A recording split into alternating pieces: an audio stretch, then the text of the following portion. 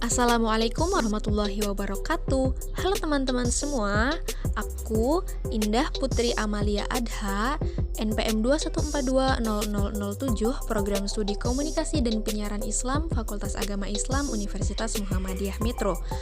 Video ini dibuat untuk memenuhi salah satu tugas mata kuliah Metode Studi Islam dengan tema Karakteristik Pendekatan Studi Islam Interdisipliner. Langsung saja yang pertama yaitu pengertian pendekatan dalam studi Islam. Nah, pendekatan itu adalah cara pandang atau paradigma yang terdapat dalam suatu bidang ilmu yang kemudian digunakan untuk memahami agama, terkhusus agama Islam. Nah, Islam itu sendiri dapat dilihat atau dipahami dari berbagai cara atau sudut pandang atau yang biasa kita kenal dengan perspektif. Jadi, singkatnya, pendekatan itu adalah cara pandang kita terhadap agama Islam.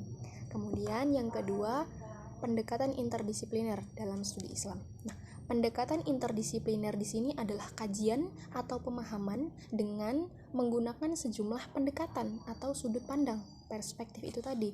Nah, misalnya kita menggunakan pendekatan historis, pendekatan sosiologis, dan pendekatan ekonomi dalam satu waktu secara bersamaan. Nah, mungkin dari sini timbul satu pertanyaan, kenapa tidak menggunakan satu pendekatan saja gitu? Nah, fenomenanya sekarang ini semakin disadarinya keterbatasan dari hasil-hasil penelitian jika hanya menggunakan satu pendekatan saja. Bisa kita ambil contoh dalam pengkaji teks agama seperti Al-Quran dan Sunnah Nabi. Terasa kurang sempurna jika kita hanya menggunakan pendekatan secara tekstual saja. Nah, untuk menyempurnakan pemahaman kita, bisa kita gunakan pendekatan historis dan sosiologis secara bersamaan sekaligus gitu. Jika masih kurang mantap atau masih kurang dipahami, bisa kita gunakan pendekatan yang lainnya. Nah, pendekatan yang dimaksud di sini adalah pendekatan yang digunakan untuk memecahkan masalah dengan menggunakan dua atau lebih disiplin ilmiah, seperti itu teman-teman. Nah, kemudian dari pemahaman-pemahaman tersebut melahirkan beberapa catatan yang memang perlu kita ingat gitu. Yang pertama, perkembangan studi Islam dan pendekatannya sejalan dengan perkembangan ilmu pengetahuan itu sendiri. Jadi semakin berkembangnya studi Islam itu tuh semakin sejalan dengan perkembangan yang ada di ilmu pengetahuan saat ini gitu. Kemudian yang kedua, adanya penekanan terhadap bidang dan pendekatan tertentu itu agar kita mampu memahami ajaran agama Islam secara lengkap atau komprehensif sesuai dengan kebutuhan yang menuntut yang semakin kesini semakin lengkap dan kompleks. Kemudian yang ketiga, perkembangan tersebut atau pemahaman tersebut itu merupakan hal yang wajar dan memang seharusnya terjadi karena dengan perkembangan tersebut menandakan bahwasannya agama Islam ini sangat-sangat diperhatikan oleh masyarakat yang muslim maupun yang non muslim, seperti itu teman-teman. Jadi fungsi dari pendekatan tersebut bukan hanya digunakan untuk dipahami oleh orang yang muslim saja, tapi orang yang non muslim juga.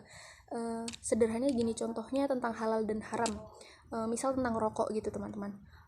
Fatwa MUI mengatakan bahwasanya rokok itu haram gitu ya.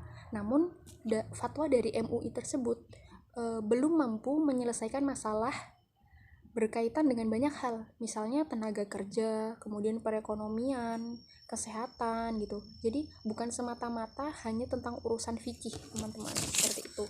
Kemudian yang selanjutnya, urgensi studi Islam. Nah, kenapa harus ada urgensinya gitu? Jadi urgensi studi Islam itu digunakan untuk mempelajari dan memahami tentang Islam secara mendalam guna menentukan dan menunjukkan arah studi Islam agar tersusun secara tersistematis gitu. Jadi perlu adanya urgensi dalam studi Islam. Nah, yang pertama itu untuk mempelajari apa sih sebenarnya hakikat agama Islam itu dan bagaimana posisi serta hubungannya dengan agama-agama lain dalam kehidupan manusia. Kemudian yang kedua, urgensi yang kedua yaitu untuk mempelajari secara mendalam pokok-pokok isi ajaran agama Islam yang asli Kemudian bagaimana penjabaran serta operasionalisasinya dalam perkembangan budaya peradaban Islam sepanjang sejarahnya. Kemudian yang ketiga, untuk mempelajari secara mendalam sumber dasar ajaran agama Islam yang tetap abadi dan dinamis. Kemudian bagaimana aktualisasinya sepanjang sejarah. Kemudian urgensi yang keempat yaitu untuk mempelajari prinsip-prinsip dan nilai-nilai dasar ajaran agama Islam. Kemudian bagaimana realisasinya dalam membimbing atau mengarahkan serta mengontrol perkembangan budaya serta peradaban manusia pada zaman modern ini. Nah, seperti itu teman-teman. Jadi adanya pendekatan ini itu digunakan untuk menentukan arah dan tujuan dari studi Islam tersebut. Nah, oke, yang selanjutnya yaitu manfaat pendekatan dari studi Islam. Yang pertama, studi Islam itu memberikan wawasan yang luas tentang Islam, baik dari segi aspek-aspek ajarannya maupun dari segi aliran-aliran pemikirannya. Nah, yang kemudian umat akan memiliki sikap fleksibel jika berhadapan dengan pihak lain yang berbeda aliran mazhabnya, bahkan berbeda agamanya. Seperti itu. Jadi nggak hanya tertuju pada satu aspek saja gitu. Jadi kita bisa berpikir secara fleksibel, oh ini seperti ini, oh seperti itu. Jadi kita lebih lebih fleksibel gitu. Kemudian setelah memiliki sikap yang fleksibel, nah yang ketiga ini, umat akan memiliki banyak alternatif untuk menganut salah satu pemikiran atau pemahaman yang dianggap lebih sesuai, kemudian meyakinkan jiwa dan pikirannya sesuai dengan situasi, tempat, dan zaman yang selalu berkembang seperti saat ini. Seperti itu teman-teman. Sekian presentasi dari saya. Wassalamualaikum warahmatullahi wabarakatuh.